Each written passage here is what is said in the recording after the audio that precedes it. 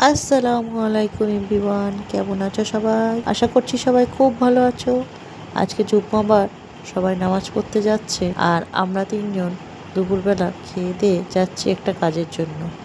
আমরা পঞ্চায়েত এলাকাতে থাকি, তো যে কোনো কাজকর্মের জন্য আমাদের পঞ্চায়েতে যেতে হয়।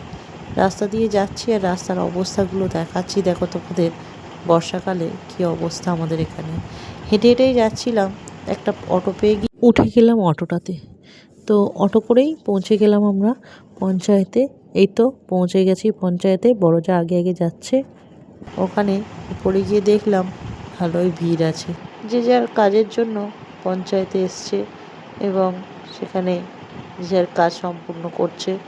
তো আমরাও লাইনে দাঁড়িয়ে গেছিলাম এবং আমাদের বড় যাকে বসিয়ে আমি আর মেজো যা লাইনে দাঁড়িয়েছিলাম।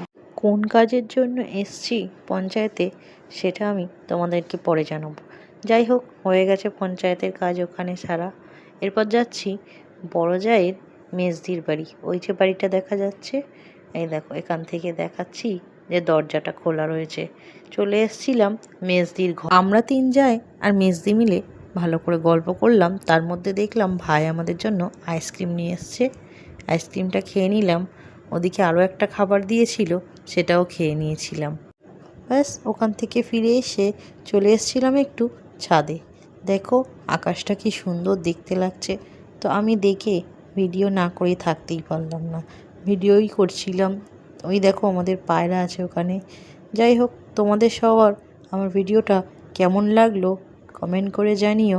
ভালো লাগলে প্লিজ একটা লাইক করে দিও এবং চ্যানেলটাকে সাবস্ক্রাইব করে দিয়ে একটা গঠনমূলক কমেন্ট করে যেও। তো দেখা হচ্ছে আবার পরের অন্য একটা ভিডিওতে। ততক্ষণের জন্য সবাই সুস্থ থেকো, ভালো থেকো। Tata, bye bye.